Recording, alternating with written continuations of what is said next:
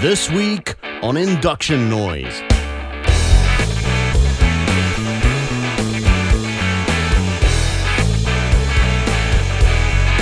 Niku loses his mind. With a shriek that makes a tree noise to me.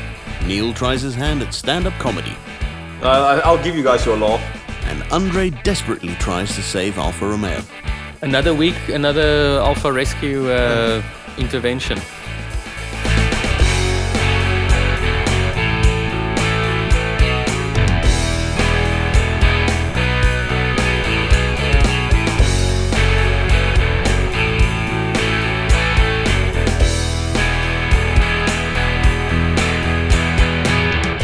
Well, hi guys, and welcome back to Induction Noise. I am Mr. Q. On my right, I have Andre. Hey. What the hell was that? Hey, you started off with one and then... Apparently, if you write hey with two Y's, it means it's kind of provocative, seductive. Hey. So I was like, hey. Right. Okay. We also have Neil. Evening. And we have Niku. Hey. I also tried it, but it doesn't work. Nah, it doesn't work. It's sexier when he does it. Mine did sound a bit camp, so, you know. So if you write me and Neil's names both with a double I, our name sounds seductive. Is that what you're saying? Niiko and Neil. Niiko. So you join us again today in my office, not my Faraday cage. So we're still in Gilmore Collection. It's a nice place to record. It's got some nice cars here. So it's not a bad place to work either, I must admit. And just a quick catch up, guys. What have you been up to? Because I'm pretty sure you guys have been doing some interesting things. We've been chatting a lot on our WhatsApp group.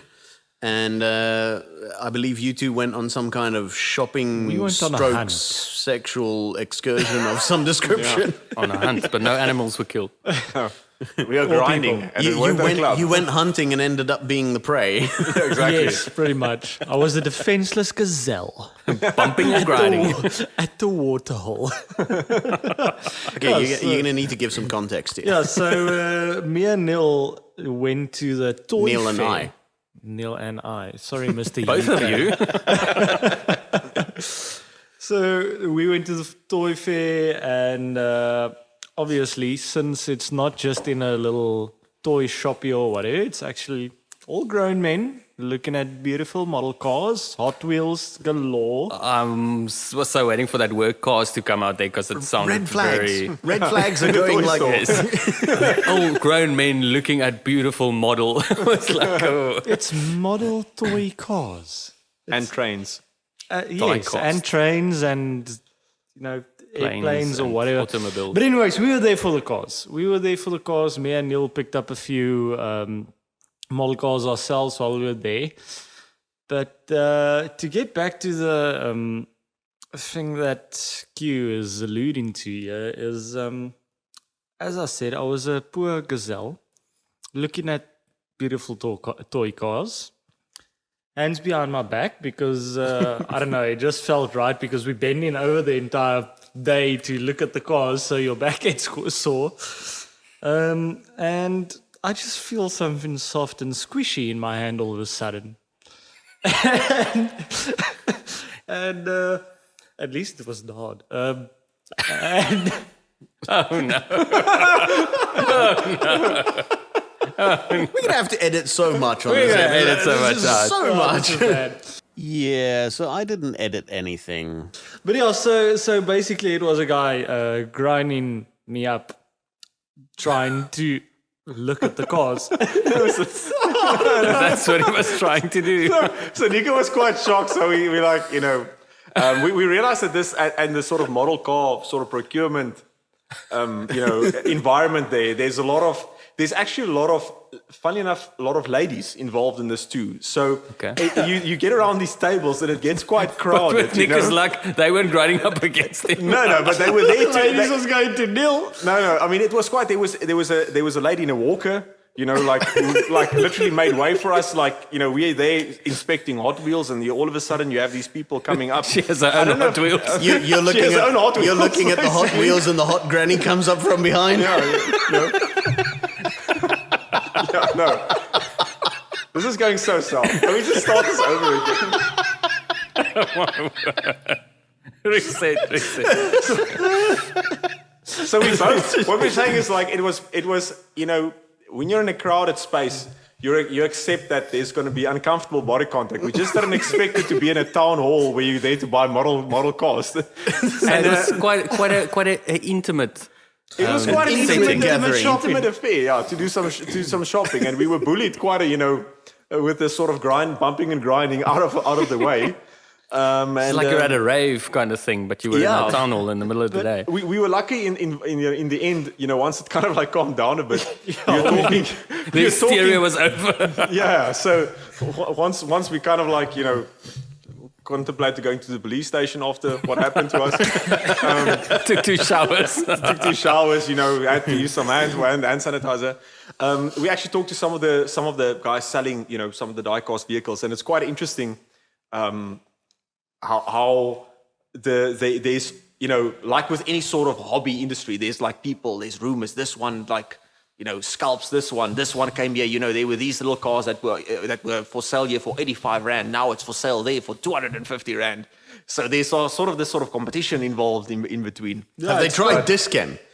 No, they haven't. I'm keeping that one for myself and for everyone listening to this, basically. Have they spent an hour in the Checkers in Seapoint? No. But I have to say, I felt quite proud of my little purchase that I made, because What did you buy? I bought a Pennzoil NASCAR. Oh yes, that's cool. So A numbered one as well, like quite a rare. yeah, it's one of like it's not that. I think it was one of 1,000 or 1,000, something like that. But That's cool. yeah, it was a Pennzoil NASCAR, 90s Ford something, I can't remember what it is, or Chev something. Cool. They had all those. They look the same. Yeah, and we were walking through to just see if we didn't miss anything, because with everyone bumping and it's You kind didn't of have hard enough to- body contact. Went back for more. Yeah, exactly. Round 2. It's kind of hard to actually get through looking at all the cars. It's easier than a shop where you have to go look underneath the racks and whatever, but it's still hard if you're on there. So we want to just go have a look again, and one of the... They were racks, but it's not that sort of racks. This is bad, guys. Anyway, so and we walked past one of the people that's actually selling cars, and he was like, what did you buy? What's that? And apparently it was a good purchase. So Okay. So if you have one of the collectors basically, Yeah. I thought like Nico's going to do a swap there, right there, do a sale again. it's all an investment. Everyone's saying we're playing with toys or whatever. It's an investment purchase.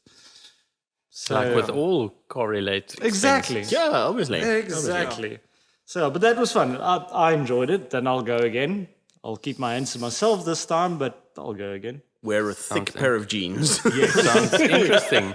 Yes. Yeah, no, it's a different sort of part of the car community, right? I mean, everyone is quite, the one guy showed us like all the little modifications that he does to these, what is it, 1/46th scale. Was what Yeah, small basically cars. Hot Wheel Small ones, size Hot vehicles. Wheels Yeah, cars. yeah. You can buy like, and guys go quite bananas, for these sort of things, and they custom paint them, put different wheels on it. So it's and you never think there's so many people interested in the hobby as well, which is, I mean, we do now and then. I mean, I bought 1 or 2 little things there as well. But there's people who take it really very seriously. You bought a very nice Formula 1 car. Yeah, I bought like I found like a very old Benetton B188. Oh, nice. That's cool. For that was kind of like a dainty old little box, and automatically I like stuff like that. It feels like it's got a bit of character. I don't really care if it costs anything in the future, but I like it. It cost me $150. But you guys are essentially collectors as well. I mean, your Hot Wheels and Matchbox cars are in box, mint and all of that stuff. Yeah, we don't take it out. I've got like probably about 300 of those sized cars at home, but they are my childhood toys. So they're the ones that I played with in the mud and in the dirt. I've still got them. And then I've got probably about 20 of the 118 scale cars. And even those, I didn't leave them in the box.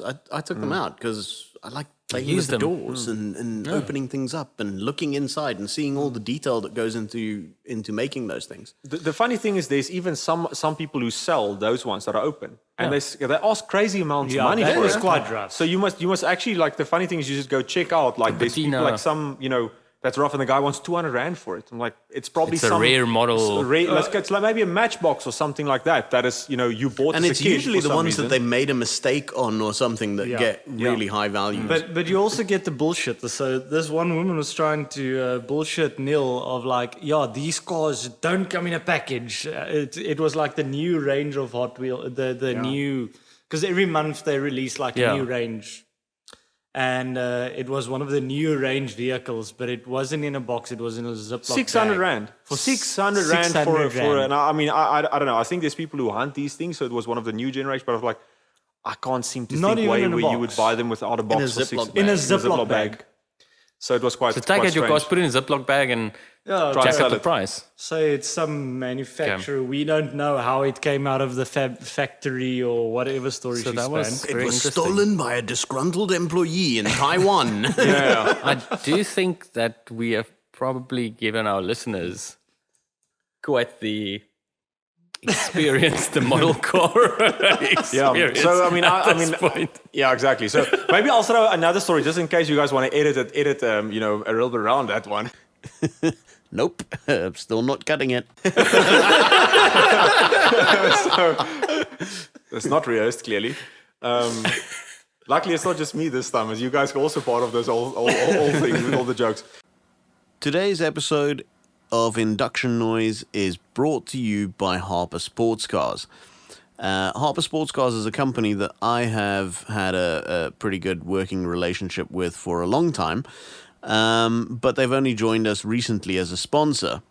And if you want to know what they're all about, go back to episode 2 of this season and listen to the episode where Craig comes to visit us in the studio.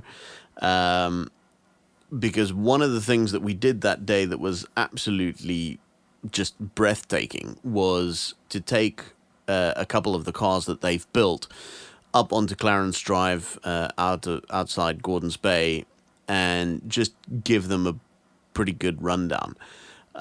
Those cars are incredible. I mean, there's just no two ways about it. For the amount of money that they cost to build from start to finish to a turnkey car, there's just absolutely nothing on the market that can even get close to it.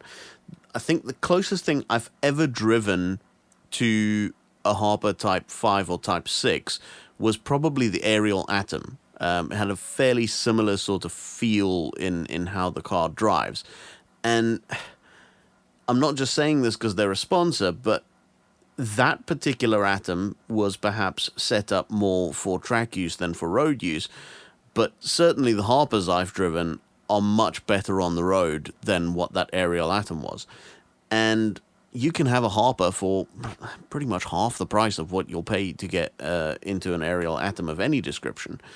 So it really is a fantastic value for money option if you are the kind of person who loves that purity of the driving experience, man and machine becoming one. Go check out episode 2 because honestly, I'm not doing it justice. Just go listen to that episode again. Harper Sports Cars build absolutely incredible cars. And if you haven't driven one, make a plan to meet up with Craig Harper and his team at the track or on a breakfast run on the road somewhere and get him to lend you one of his cars because he's very open to letting you drive the cars and experience the cars. So, check out Harper Sports Cars. I also don't want to give away too much just yet because we haven't officially received word to start talking about it. But Craig and his team are currently working on the production version of their Mega Snake Cobra, which is going to be a very exciting car. So keep watching the space, keep listening to the episodes. Remember to like, comment, subscribe, and do all the social things. and we will carry on with the show.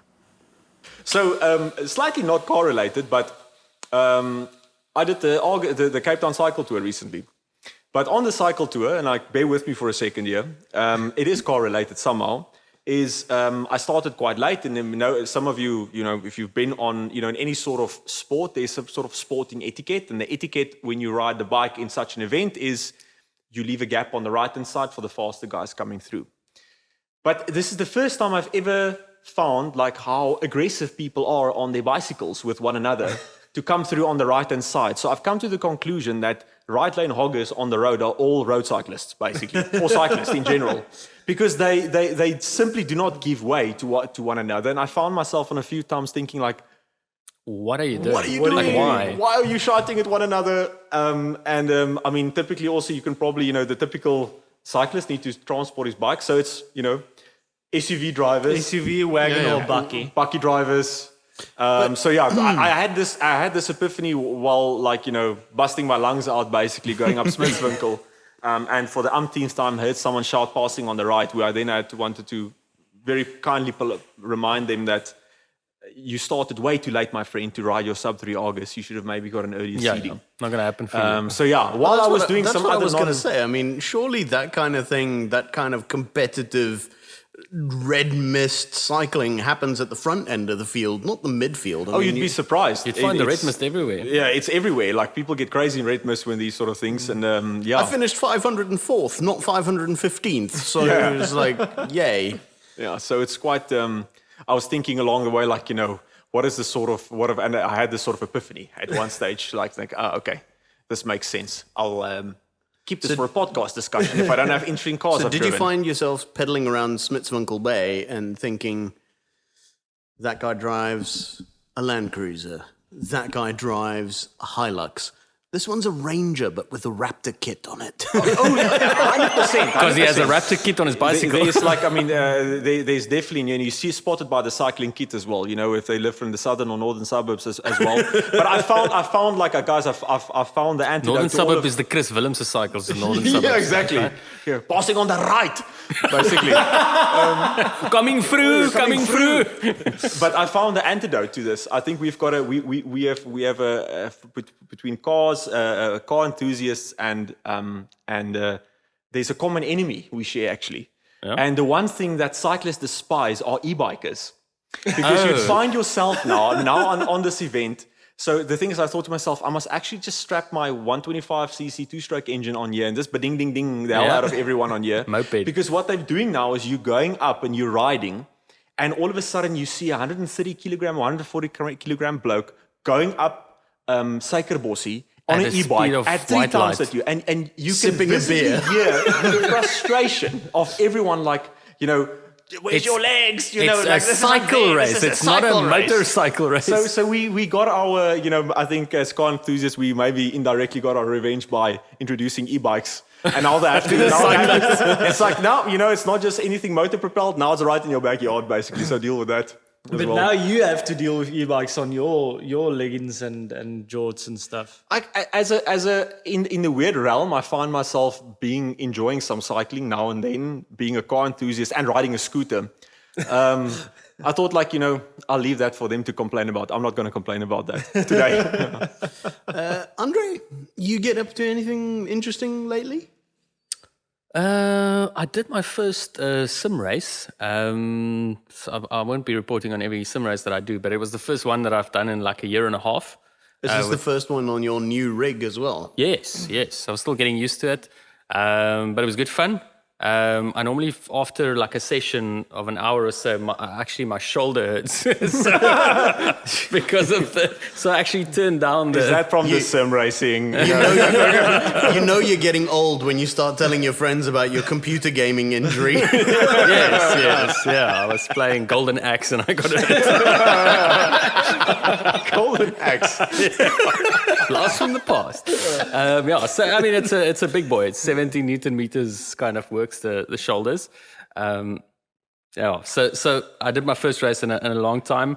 I was relatively fast, but I was not very consistent. So I found myself dicing with the same people like 4 times because I would beat them, and then I'd go farming, and then I'll come back and have to pick up 5 seconds again, go past them, and then go proceed to go off again in the next quarter. What track did you race at? That was Mugello, which was actually quite cool. And what car?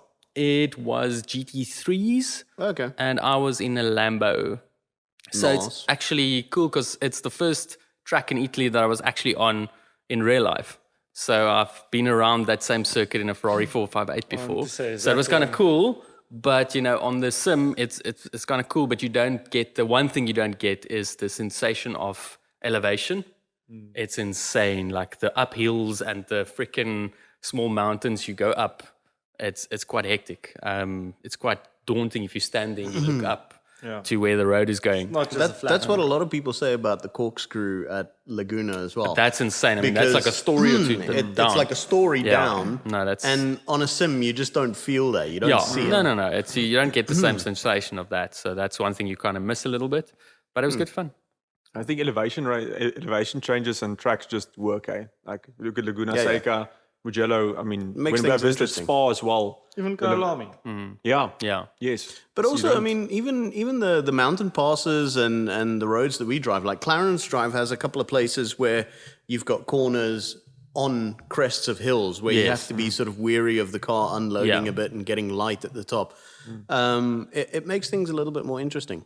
For sure. Radial just as bumps. Yeah, Red Hill is We got that out of our systems now. it's just white knuckles. So guys, we just need to do a quick reality check there. I just realized that we a few minutes into the episode, we've talked about toy cars, we've talked about bicycles, and we've talked about sim racing. So we haven't actually talked about today's real topic- cars or petrol things.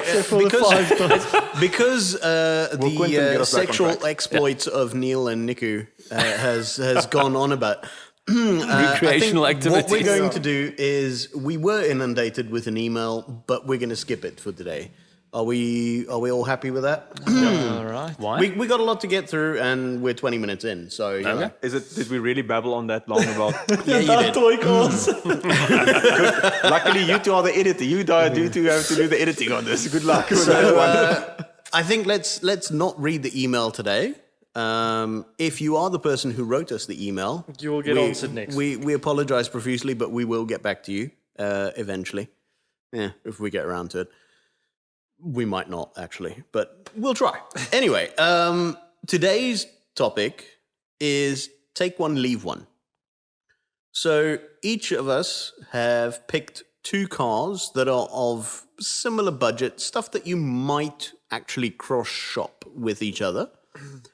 And the rest of the group has to decide which one they would take. And I think it's fair to say that the person who brought them can also choose one and back up his decision. So let's start with Niku. All right. So for the cars that I choose, and as a fellow alpha man sitting across from me, he might like the stuff I'm about to pitch. And then for Mr. Jag, and Neil actually likes some of the cars. Mr. Jag, I don't know how much you like Alpha, but anyways, I digress. I like an Alpha, I just don't want to own one. So He just doesn't like walking. I would want to cross shop the 4C and the Giulia QV, because currently with how the 4C has gone up in value and the Giulia has tanked in value, you can get them for... Well, the tanking in value is a bit of a... They haven't really tanked in value. That's a blatant slur. Against the Alpha. How dare you? Poor Nico has just been like kicked out of the Alpha club for saying that, basically. It's like, as an alpha owner, I have to object. I have to object. Blame me on your house. Yeah. So no. So I wouldn't say they've tanked. They've depreciated in So they've normal fashion. tanked. They've depreciated in a accelerated basically. Let's not overreact. Let's just check in with some finance experts as to what exactly tanking means versus. Anyway, so those are the two cars that you want to cross So the 4C shop. and the Giulia QV is something that I'd really like to cross shop. Why? So You need to make your case. Yeah. So here's the thing. I really want a 4C. It's one of my cars that I really want. Since they came out, it's been one of those cars that I said, I really want one. I need to have one. But then the Giulia QV came and I thought I want to have one too because I've got an issue. But I thought, okay, the 4C at that stage, the 4C was still a 800k car. It's when they just sold them, that last batch they sold. So obviously 800k compared to 1.6 or 1.4 million, it's quite a difference. So the choice back then was obvious because it's the car I wanted and its price is right. But now you're gonna struggle to get a 4C for under $1 million. Well, you can get for similar prices now. Let's say 2019, 2018 model, you can get for similar prices. Yes. So let's say they both sit in around 1,900,000-ish, second-hand, obviously. And the Giulia, in theory, is a better car. It's quicker. It's got more space. It's got your limited slip tip, all your fancy trickery inside. It's a better car if you want to daily it or so. And it's just a tricky decision because the heart wants the 4C, but the mind the thinking man would buy the Giulia. Look, I think it's going to depend very much on your usage case scenario because, like you say, they're very, very, very different cars. I mean, the Giulia it's a saloon. It's a super saloon, but it's a saloon. So, it's a 4-seater car. You can put the whole family in it. You can go away on holidays with it. You can go shopping with it. It's a car. You can drive it. Whereas the 4C, it's a go-kart. I mean, it's a fantastic go-kart, but it is a go-kart. Daily it. You can daily it. But I mean, there's no way you don't have kids. Yeah, but, I don't have kids, so. It's a completely different object. I mean, they're both cars. It's like saying they're both cars, but they are not even remotely related to each other. Yeah. So I think in that case, either would be a brilliant option, but it's going to depend hugely on your usage case. So around that's not actually the question. The question is which one did you have? So what you say? Around this table, I would say you guys would all take the 4C. I would have to take the Giulia because I've got a family. I think you kind of unless I had something else in the garage. If I've got something else in the garage, then I'd have the 4C. So you've got everything you have now. So I've got my Jag. You've got and your the Jag. Harper. Exactly. Then I'd have this, the 4C. Okay. Interesting. I would go 4C as well. I've never been in the QV, but I think for me, from a usage perspective, my assumption is if it's something that I have to drive. I mean, I think you guys have kind of like poisoned me a little bit with stuff that needs to weigh a little bit less than what it should. I think also from a usage perspective, the 4C will probably be cheaper to run than a QV. It's a smaller engine. It looks the part. It looks cool, and it still sounds great with a Krapovic pipe on it. So I think you can kind of like get away with looking the part, having relatively cost-effective motoring with something like that versus something like a QV that's got a chopped Ferrari engine in the front. From what I'm hearing from some of the videos, I mean, not my experience, but from some owners' videos that I've seen on YouTube, they can cost you, and it doesn't seem to plague the 4C at all. You see 4Cs with a hell of a lot of mileage on, for instance, right? If you go and like Google 36,000 kilometers. Yeah, no, I mean, so did you see the one that I shared last week? 321,000 kilometers. I saw that one. Yeah, there's quite a few with over 100,000 miles. Yeah. For me it's 4C. We'll see. Okay. Interesting. So I would have to go for the Giulia Because you have a 4C. because I already have a 4C. Yeah, I want to say because you have a 4C, that's why. I wouldn't swap them. I would love to have both. You would have initially. I think before you actually have the answer. You have to have both because they are very different cars. So my story. So I experienced both of them. So when the Giulia came out, the 4C came out. I was at the launch. I saw it, and at that stage, it was like over $1 million car. And I saw it, and I'm like, this is cool, but it's like outside of my realm of ever, thinking about owning something like this. I was like young, working, whatever. Saw that, and I was like, this is amazing, cool go-karty thing. It's very cool to say it's an alpha, but I wasn't like, I have to get one of these. The Giulia came around, and I was like, I have to have one of these. I'm like, Giulia's my spirit car. My first car ever I drove in was a Giulia. My first race car was a Giulia. I love the Giulia. Saw the QV, and I mean, it was also just a world beater. It was like an M3 Humiliator AMG. It was the super saloon for a long, long time, and it's still one of the top ones. Saw that, and then I actually drove the Giulia on track in Italy at Adria, close to Venice. So I drove it on track, and I was like, it's a very powerful car. It sounds amazing. But the problem is I drove a Ferrari 458 the year before on track.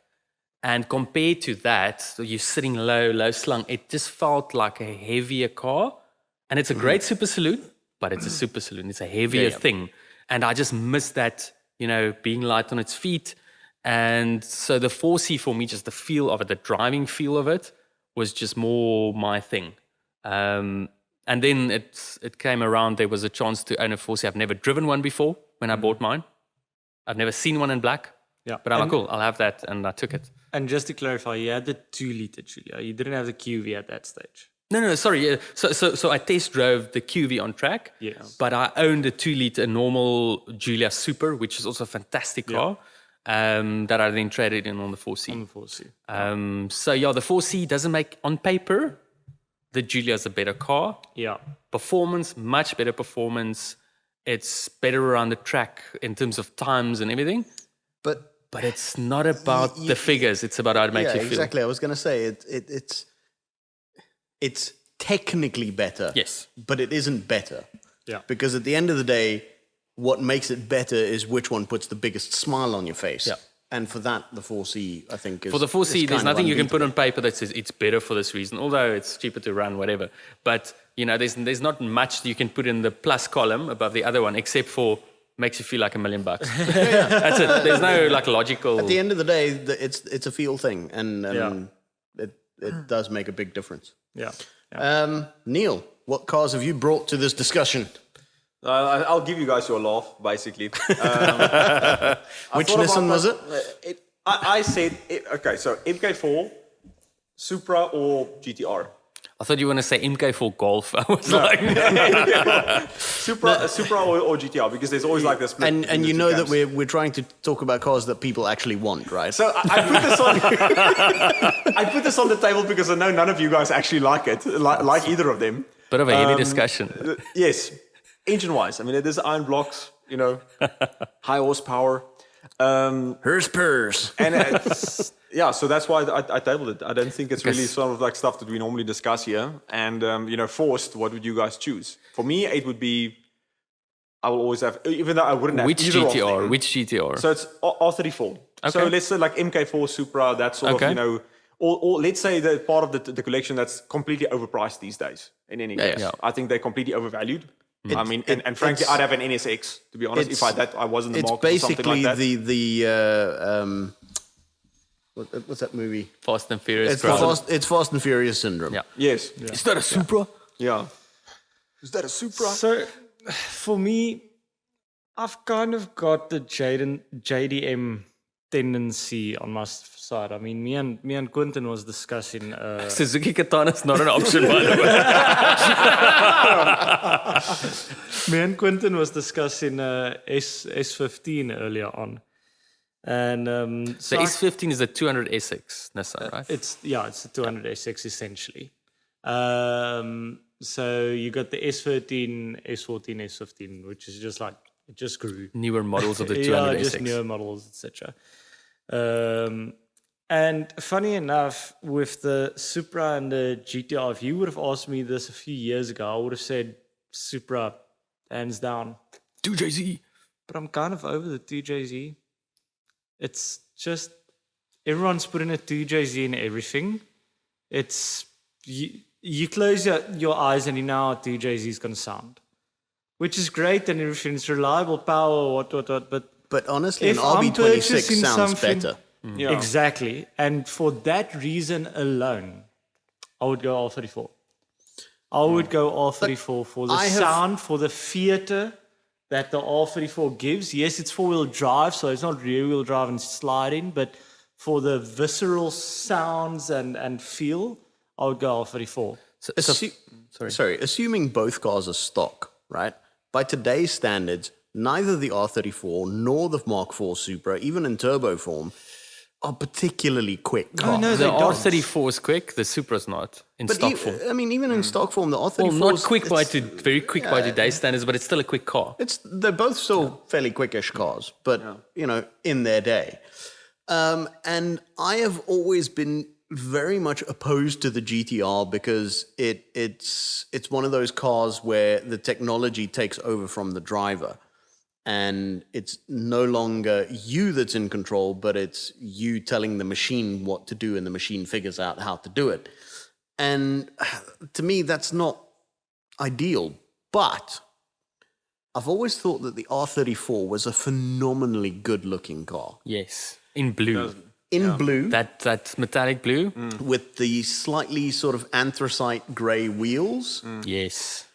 And that RB26 is one of the best sounding engines ever. Yeah. Yes. So 100%. out of those two, as much as I was going to say Supra, I think I'd probably buy the R34. I mean, it's just... That was the car magazine cover car, I think, in the year 2000. It was actually a special imported one at the time. Cost a packet. It was very expensive. Yeah. It was now it's It's unobtainium. It's absolutely So, insane. Andre, what color Supra would you have? I think I'll go twinsies and get the same color as the Rav. So I think I will rather go for a Rav-ish kind of color in the GTR. Oh, so you would. So you guys were just making fun of me before.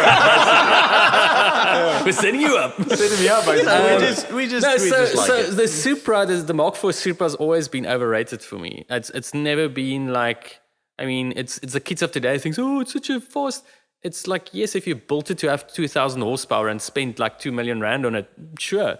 But sure, it's fast. It's not something that I really want. Like, I don't know if you ever saw that that YouTube channel. I can't remember what it's called, but they did this challenge where people brought their 1,000 horsepower builds and they would test all these 1,000 horsepower modified cars against each other. that all break.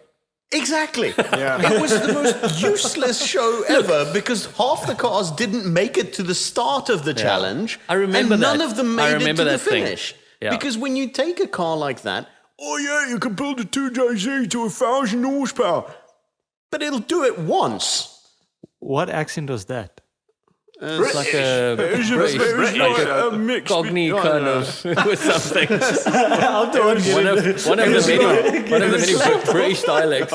It was a bit of Ozzy Osbourne, innit? Ozzy Osbourne, that well-known cartooner. Yes, of course. But yeah, I think people sort of overplay the modified versions of the car in their head and what they played with on the various versions of Need for Speed, and gloss over the reality of actually it's not such a great car.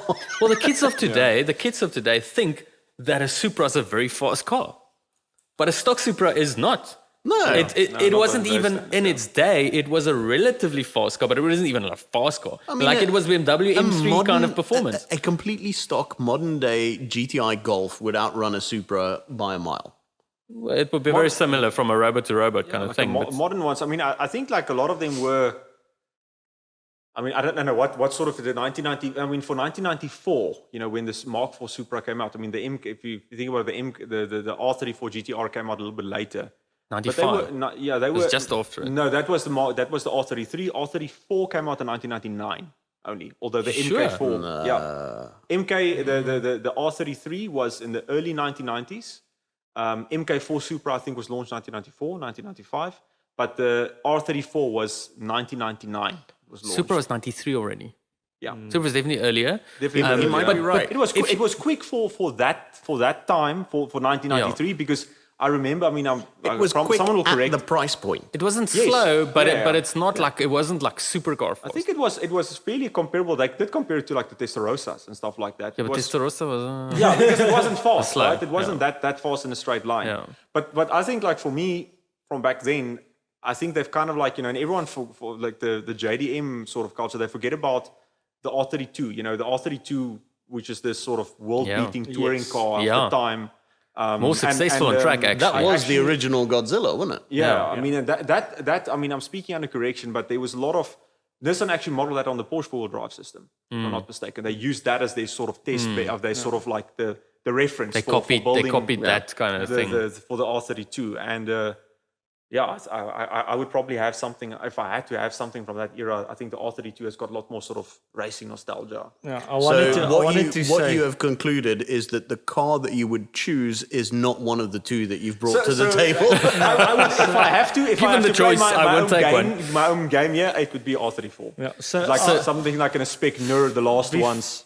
before you mentioned the R32, now I wanted to say when ending it off, but for me, if I had to have a GTR, it would be the R32 as well.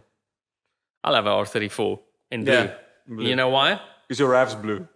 Because it's good. If it's good enough for Cheslin Colby, it's good enough for me. Hey, Cheslin, if you're out there, you're always Cheslin, welcome. you're always Obviously, welcome on the show, mate. Obviously, an avid listener. Yes, National of course. hero. We will get him on this podcast. Yeah. If you're out there, if you know Cheslin, tell him to give us We'd a love shot. to have him Yeah. on the show, Please Yeah. don't hit Talk us. Nissans. So I think you're quite happy with that turnout, Neil. Yeah, well, it turned out quite differently from when I suggested it initially. I'm glad I didn't get like rolled over here. So, Andre, Right. So, what two cars have you brought for us? so my cars is more less exotic than those cars. More kind of run of the mill, more kind of badges you often see. So the two I have is the Ferrari F40 Yeah. or the McLaren F1. So, cars of the people, really. Cars of the people. It's As basically long as the people speak with his stiff upper lip and take tea in Yes. the afternoons. So the McLaren F1 is not a Formula One car. It's the 3-seater supercar built by South African born or designed by South African born Gordon Murray. We also built some of the McLaren most successful Not to racing be cars. confused with Gordon Ramsay, who's a swearing enthusiast. Yes. Makes a mean omelette though. Who probably owned one of these vehicles? He actually owned a 430. Oh, wow. Ah, cheap. Not in his restaurant, I can guarantee you that much. So the F40 is kind of both of these cars were absolute leaders, and they were the top dogs on their were day, in their day, groundbreaking. right? So the F40 was the first like generally available, You say generally available, but you had to be invited to buy one. If you knew the right people and you had the right money, you could buy one of those or order them. And it was the first car to break 200 miles an hour. So 322 k's an hour is 200 miles an hour. Car was 324 kilometers an hour. In 1987, 88, they were launched. So it was absolutely groundbreaking. And then Wasn't the first car to break 200 miles an hour that Porsche 9 something, the, or was that that yellow thing that the round blob thing? The 959. no, the 959 was under 200 miles an hour. It was 190 something miles an hour. Yeah, Okay. it was 317 was the And that the Jag? The XJ220 the was later. XJ20 was a that bit later, later? But they also it was a bit like those 1,000 horsepower things. They It didn't will really do work 220 miles an hour. once. I think the car Once that it's you're- topped out at 180. I think the car that you're referring to is the Roof CTR. Yes, the yellow the bird. yellow bird. Yeah, But I think that but that That's was not a a production custom car. thing. Yeah, and that production I think car, it was that it hit 200, but that came out after. It was the fastest car in the world, but that I think was after the F40. Yeah. But it also, 200. but it's not really like a production run. mass produced like the F40. Yeah. But yeah, so that was more of a custom thing. It was more of a modified Porsche, really. Now, here's the interesting thing, Andre. You have brought these two cars to the table, and I don't think that you have actually chosen one. I still have to make a case. I still have to make a case for them, right? That's why he wants advice. He wants to go around the room and deliberate so that he can make up his mind which one he'd choose. What's wrong with that? You've come to us for advice. So the F40 is kind of it's a bit of a go-kart, and it sounds like, but there is a bit of it's a bit like an Alpha 4C that's dialed up to 27. Because it is very light. It's got a plastic body. It doesn't have much inside. Doesn't have anything inside. Exactly. So and it will bite your head off. It's a twin turbo V8. If that thing spools up, it would light up its back tires in any gear on a track, basically. So it was a thing they handled really well. They were actually good race cars. If you could drive it. But you had to be sharp. You know, if you're a have to rookie, drive. you're not It's going to... not like an R34. No, it's not like an R34. Then on the other side of the spectrum, we have then a few years later, Q93, 94, you have the McLaren F1, also groundbreaking. And until very recently, it was among the fastest cars in the world. These days, there are like 400 and something, almost 500 k's an hour cars, which is just absolutely ridiculous.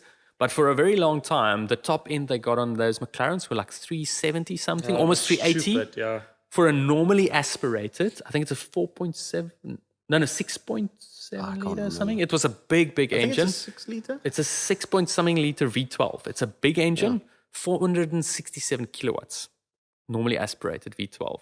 Crazy. Like 30 years ago, right? It had gold. It had 24 karat gold lining inside the engine bay for the heat disbursement.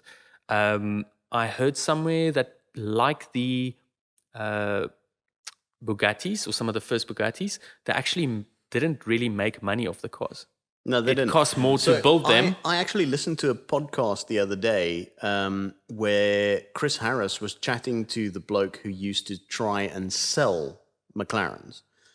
And he says that they had to convince people to buy these things. He said no one wanted to pay £1 million for a car.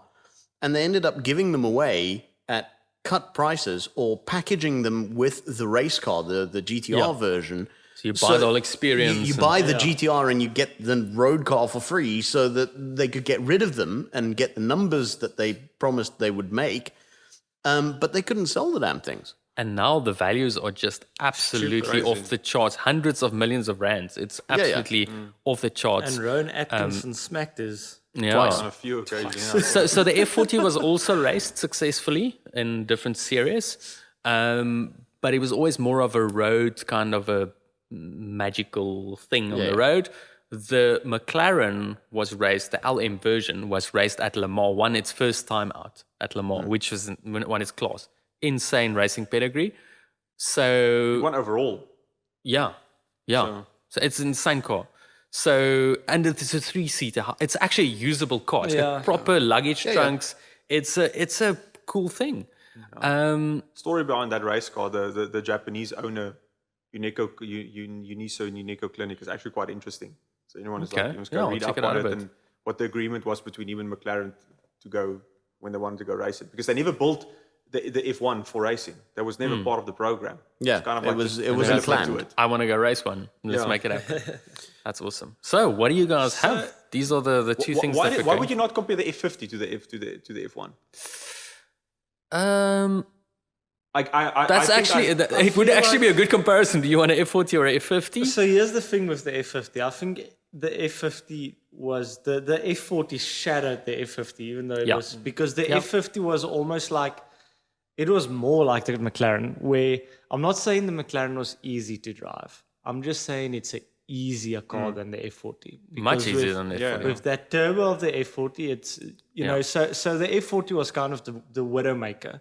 The F50 was a better car than the F40. It was a much better car. Much better car. Really and it bad still in looked received, good. eh? F1-based motor and everything. Yeah.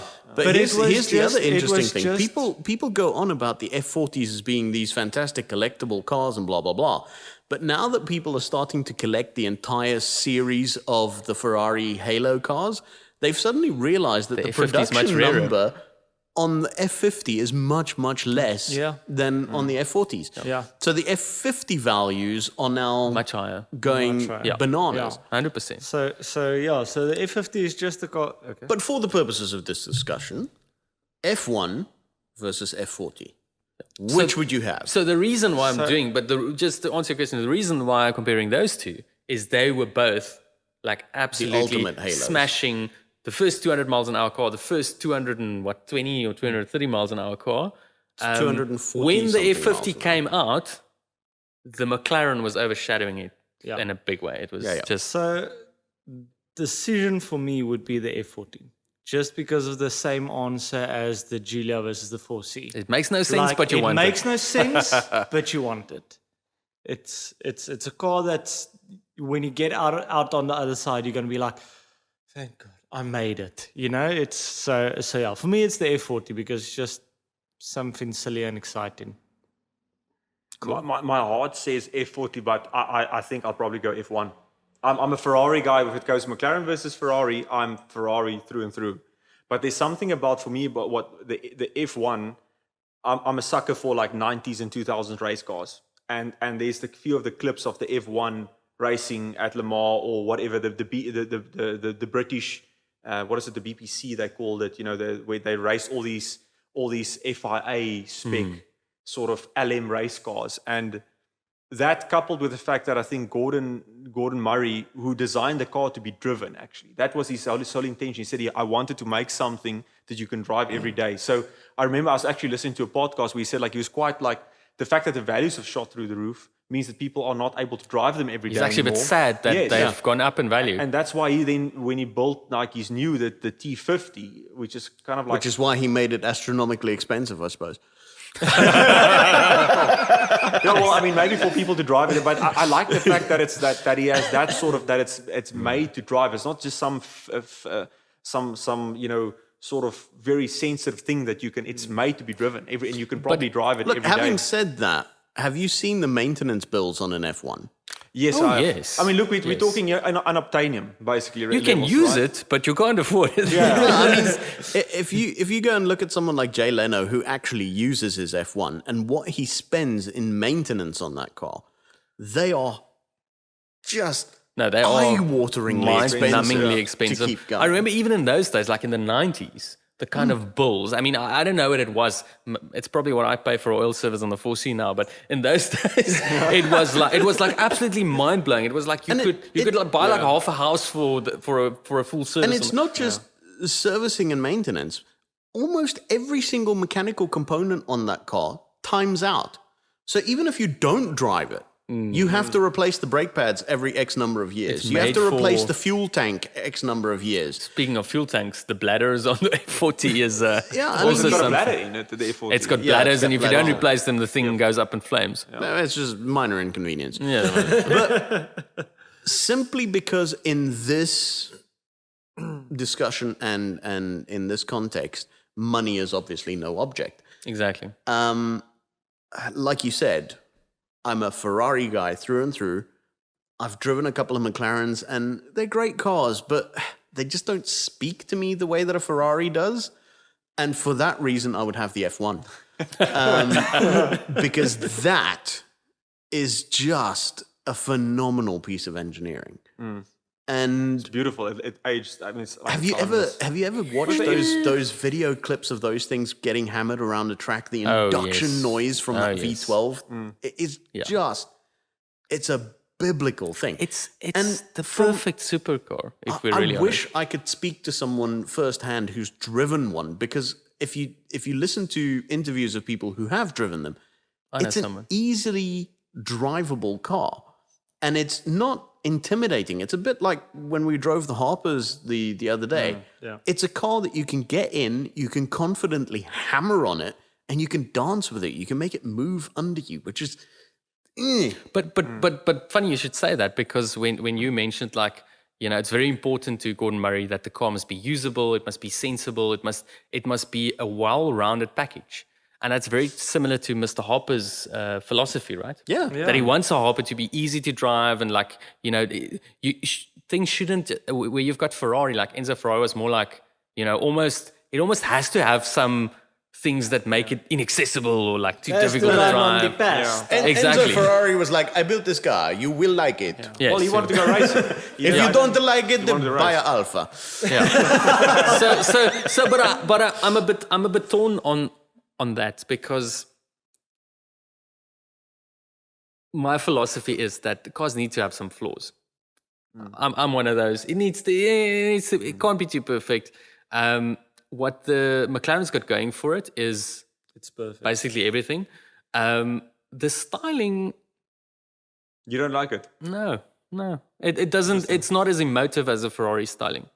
It's not an ugly car, but it's not. It's not as striking as a Ferrari. it's form follows function. It's this awesome tool, but from a look point of view, now it actually looks quite elegant, because it's kind of minimalist almost in its look. It's probably a bit understated. If Yes, you 100%. if you Very park understated. F1, I mean, there's something a bit about Porsche-esque about it. The way that It's in some very cases understated. It's almost got understated. like a German kind of, very understated, 100%. And It's really quite too British about things, it's you know? too understated. As a thing to drive daily, I wouldn't daily an F40. I would daily an F1 if I had FU money. I would daily an F1 easily, just so I can put a sticker on saying my other car is Alfa Romeo. If you were like basically Elon Musk, who just sold PayPal, basically. So you know? it is an impossibly difficult decision for me, because we are the R34's got a South African link, right? It's national hero Chislin Colby's car. The McLaren's got a strong South African link, hey? Probably South African. Gordon Murray car. But an F40, bro, I'll take an F40. I have to, maybe I'm, you know, it's just the Italian bias, but it makes the heart beat faster. I don't know. So basically, we didn't come to a conclusion. Well, this is the only one taking the where we had a F40 split vote, right? This is the only one where we had a split vote. Yeah. Predictably, the two Italian Alpha guys went for the Ferrari. Yeah, I mean, but I mean, I think in this case, I fully understand why it's such a difficult, you know. Look, if someone offered me an F40, I would take it with open arms. Yeah, I wouldn't kick it out of bed. I'm not going to say no. But I think if I had the choice of both and money was absolutely no object, You've got a British passport, you kind of have to take the F1.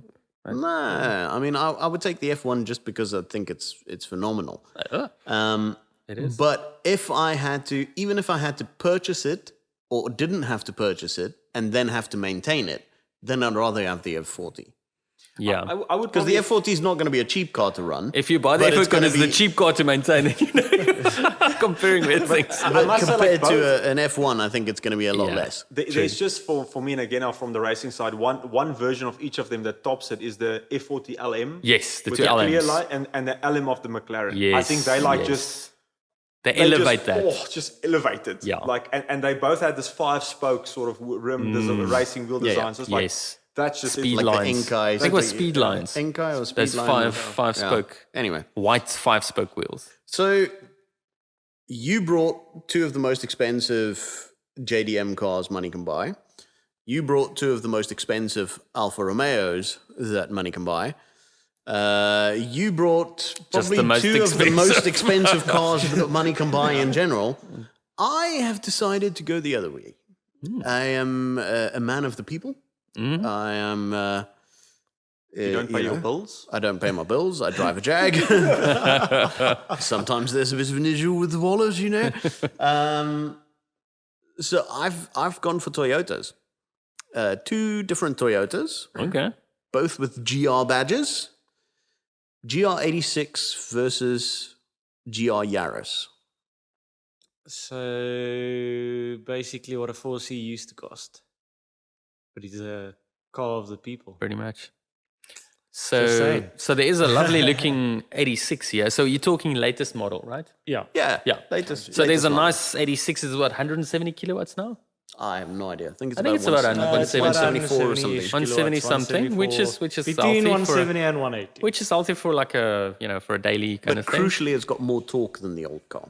Yes, it actually has torque. And it's a better torque curve than the old car. So you won't be stranded on the highway due to the torque curve. And Sorry, doesn't I'm look a out of bit late. place. And doesn't look out of place, I would say, right? They've really, with the newer one, I mean, the design, the styling is good. It's sitting Styling here is in the really nice. showroom behind a Ferrari F12, and it doesn't look. It's not looking ugly in its company. Yeah, it doesn't look out of place.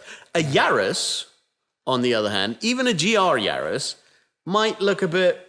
What are you doing It would here? stand out, put it that way.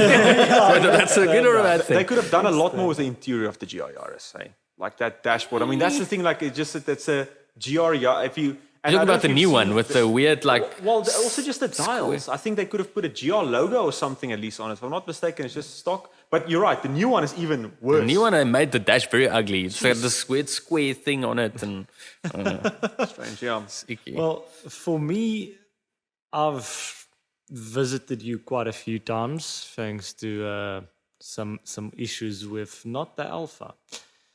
The Schwede. The Shreed that makes a tree noise to me. But anyways, so I've come Everybody and needs to have a reliable car, and that's why you've got two Alphas. exactly.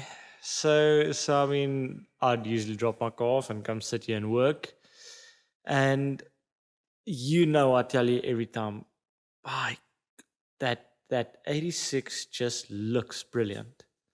I don't know why. But what? What are you looking at? I just love the way you censored yourself there for a second. Anyways, the because the F12's been standing there for a while with the 86 behind it, and it's such an awesome looking car. You get in it, it feels a lot more premium compared to how it used to be in the normal 86, and even towards the Yaris. Yes, the Yaris would run rings around it. It would 100% run That's rings true. around it. That's true. There's no like Yeah. making it. It would be no, this or that. no. On track, they are very similar times. They run very similar times on track. Interesting. Probably like around Killarney. No, the different tracks that they had for For the compare, it would be nice they have comparison. this national series where they get Yeah. the journalists to yes, ride. like they've got Very that- similar yeah, times, like within a second of each other. Very quick. But isn't that maybe because it's kind of race prepped? But they prep similar. They like put other brake pads in and put semi-slicks on them. That's similar. Okay. So it's not that much slower. Okay, interesting. In a straight line from a Yeah, robot, in a I think the straight line, Yaris you is gotta going to be- disappear. Yeah, no, you screwed. But Yeah. handling-wise, I think the... Handling wise, looks wise, just driving feel wise, and feeling special. 86 all day for me. I think the 86 is a bit more socially acceptable, right? Where a Yaris would be cool for a car guy, right? It's a bit of a yobbo car. It's a bit of a yobbo car, but if you're a real petrol head, it's like it's a cool kind of yobbo car. It's like you have to appreciate it because it's a little rally thing. But people in the street, if I show my wife that car, she'll go like, "What's this little silly car?" Like you could have, if I put that next to 86, if you show your wife, put a Yaris and an 86 next to each other, Yeah, 9 out of 10 times they're gonna go like, "Oh, that's a nice looking car," and they go like, "Oh, this is a silly little hatchback thingy." I don't know. That could backfire on you, eh? Because What? she might look at the two cars and go, "This is a sensible little hatchback for running around in town." That is a sports car. It's some guy's midlife crisis. Because the Yaris, Which would be true Yes, if it's the Yaris got- was a cheap runaround. the Yaris has got some sticky outy bits and big wheels and whatever, but it is essentially just a 3-door hatchback. It does look quite restrained and But it's normal. It's not made to look anything. It's made to frickin' drive. It's made to rally, bro. Exactly. But that's why I say it visually, to a non-car person, it's a Yaris. Yeah, it's just another hatchback. Yeah, it's just a hatchback. So I'm saying is it's not as inoffensive. it's not impressive for anyone. I think that doesn't know about cars Yeah. would be impressed by it. So am I right in saying you'll pick the Yaris? Yes. Okay. Because I'll go do a rally sprint for all on the weekend. I think And I daily would, it in the week. I would also go Yaris. as much as I like the new GR86, It's a great car. There's something about that sort of pedigree, rallying. It harks back for me. We talked about the JDM stuff earlier, but I liked, the earlier Subarus, Mitsubishis, like Lancia, Delta, Integrale. The sort of the fact that it's sort of rally. It's got some rally pedigree. It's a homologation car. Yeah, and for that reason, I'll have the Yaris. Okay. I think we're in the same boat there from like a motorsport perspective. Yeah. If you love motorsport, if you've got motorsport in your veins, Yaris has to make you excited. Well, I mean, the GR86 you can kind of root back to like the A86, but that's more JDM drifting. Yeah, I never cared for A86. Hachiroku. Yeah. Hachiroku. Yeah. So it's like a strijkijster, what we call like a wet look, or they call it the strijkijster Corolla. That's just rear-wheel drive. That's an A86, right? Yeah. Yeah, that's sort of, They're stupidly expensive. They're Strijkijster. stupidly expensive. Strijkijster rear-wheel drive with like $1 million price tag. Nah, Exactly. take a hike. So I've not driven a Yaris yet, but I have owned the previous version of the 86, and I absolutely loved it. All the crap that the journalists said about it being underpowered and slow and whatever was absolute truth. But it's not about going fast. It's about making driving fun again.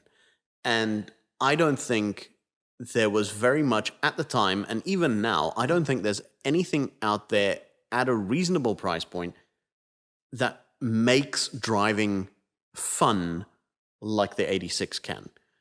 Because that thing, you don't have to be going 100 miles an hour. You can go everywhere you want at 40 to 60 Ks an hour sideways. Because it's got a limited slip diff, it's rear-wheel drive, it's perfectly balanced, it's got really great steering ratio. Yes, it lacks a little bit in feel, but most modern cars do. But you're going sideways, you don't need that much feel. But you're going sideways. You don't need that much feel. You can feel the balance in the chassis, and the seats in that car are superb. Yeah, the driving position is amazing. The gearbox is fantastic. It's probably the second best manual gearbox I've ever driven. I know the best being I know the what you're going to say. S2000. Okay, I knew you were going to say that. So at the end of the day, the only reason I ever sold my 86 was because it wasn't an S2000. And, with the new one and the prices of S2000s, you might as well have it's getting close to S2000 prices, getting close to a new. Exactly. So yes, the Yaris is great, and I think it's probably a really great, fun little hatchback to drive around in. But personally, I think that would put a bigger smile on my face because it's just more my kind of driving. It's more fingertippy kind of balancing and moving the car under you kind of thing. Where the Yaris is maybe more geared towards outright grip, even though it's got the drift mode and whatever. I think that's a more pure driving experience. Yeah. You can be ham-fisted in a Yaris and probably be quite quick. That's definitely more traditional kind of sports car recipe. For me, I think it's a bit, I've got a 4C, so I can get my sport car fixes, a pure kind of sports car. So the Yaris would be like, throwing it sideways on a dirt road. So I've already got some of that more traditional experience. But to put it another way, if you take an inexperienced driver and a professional racing driver and you put them in a Yaris, their times will be fairly similar. You put them in the 86 and their times are going to be vastly different. Yeah, 100%. No, 100%. And that's the kind of driving I enjoy in a sports car. I think that is the epitome of an affordable, drivable, attainable, fun sports car. And I love it for that. And I wish other guys would do the same. Exactly. I wish other manufacturers would do what Toyota was brave enough to do with the 86 because it is a fantastic thing. And everyone should just stop giving it crap for being too slow and underpowered. Go and drive one in the environment that it was designed to be driven in. Because if you take one for a test drive now and go around the block and wham it in a straight line, it's not going to... The GTR is going to be quicker, maybe. It's not going to thrill you. It's not going to wow you. but chuck that thing through a roundabout or take it on a mountain pass, and you will come away with such a big smile on your face. It's not even funny. It makes the first generation one quite a bargain at the moment. Yeah, I mean, the for what first you gen can ones afford. are really cheap. And you know, you can do little things to up the power a little bit. I would still keep it naturally aspirated because the responsiveness of that engine is fantastic. And I think the immediacy of the response is quite important in that car. So there are guys who go the supercharged route. I think that's overkill. If you do something nice with the exhaust to cure that dip in the power curve, in the torque curve even, or you give it a bit of a map, Sort the software out. maybe do a little bit of an intake on it or something just to get a little bit more power out of it. But honestly, it doesn't need it. The balance on that thing was just right on, spot on. So yeah, my vote would be for the GR86, and you're all wrong. I wish that I wish that The same answers. So What do you mean? I wish that Alpha would build a car like that. I wish that Alpha would be allowed. Yeah, to build a car like that. Or have the money to build a car like that. Yeah, it would be really awesome, like a relatively affordable, even if it costs R1 million. Because R1 million for a car these days, I mean, that's an 800,000 rand car. Yeah. So if the Alpha cost R1 million or round about there, Porsche, less than a Porsche Cayman, put it this way. Yeah. That people realistically some people can actually buy. That's a family man says, oh, I want this car. This is my daily for driving to work, and we've also got an SUV or something. That's doable. Yeah. If you had a 900,000 R1 million car, that would be so cool. Basically, we need a new GTV. And it needs to be rear-wheel drive. But And it needs rear-wheel drive, yeah. But we And need it has a to have an new GTV. LSD yeah. And there's the LSD. And a manual option. and a manual option. Well, wouldn't you then say that the Abarth Spider was kind of like also down the same sort of? It could have been. It had the potential. Yes. It had the potential to go that way, I think. 100%. So where did they go wrong with that? If then? it had a roof The- and it was a coupe and it was a bit more sporty, and the motor was also a bit. probably needed an. I think if they had, if It they needed had a built Giulietta it, motor, the 1750. if they had built it by themselves and not piggybacked it on an MX-5, I think they would have done better. I think it was a bit of a batch of parts. So think about it, right? The stuff, the running gear that's in a 4C. The thing that makes a 4C special and that makes it expensive is the fact that it's got a carbon tub. Yeah. Imagine you could build the same thing, not mid-engined. Use the same kind of parts bin, 1750 engine sitting in the front, more like a 86. It's going to weigh a little bit more. Let's say it's 1,100 kilograms or something like that, or Sort of one series sized car. Yeah, exactly. Like a small-ish car that doesn't weigh too much and it doesn't have too many fancies. It's just a pure little driving machine, like an 86. Yeah. I think it would sell really well because there are some nuts who really love Alphas and would buy stuff if it's remotely interesting. And Yes. a lot of people would buy a car like that, a real sports car with real DNA if they made it. Yeah. 100%. And So that's a top tip. So we've gone through take it or leave it and come up with a top tip to save Alfa Romeo. Another week, another Alpha Rescue intervention. A selfless, someone's got to do it. Yeah. Someone's It's a gotta service do it. reaper ride, really. Yeah. It really is. Well, thanks for joining me again today, guys. It's been fun. My office has never been open this late before. But we'll be back again next week with more. Yeah, looking forward to it. And if you want to inundate us with an email, you're welcome to write to us at mrq@carbsandcoffee.co.za. Just a tip. The more information you provide to us, the more useful advice we can provide. And the happier Andre will be. The happier Andre will be. Andre is one of these guys who's just, he opens an email and it's only one page and he just doesn't bother. He just sends it back. Please send more information. Yeah. And then if it comes back in book form, then he's happy. I need the data, bro. Give me the data. But yeah, anyways, guys. Stay classy. Stay classy, San Diego. There we go. Straight from Greenport. Ek dink ons het die laaste deel verander gesê. Om die begin, seker dalk die begin kan jy uitred dit. Ja, dit was maar Rocky daar nie begin nou, bro. Yes. Jy sal dit dalk moet afhaal. Nico, dit slap. Ek dink ons sal 'n bietjie van ons 'n bietjie broers verloor daar. Ja. Waaroor praat hierdie man?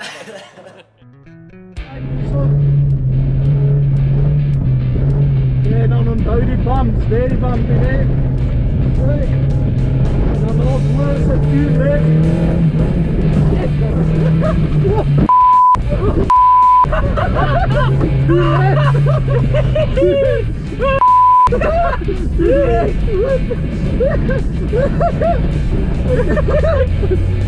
Let's go, come on, let's go, let's go,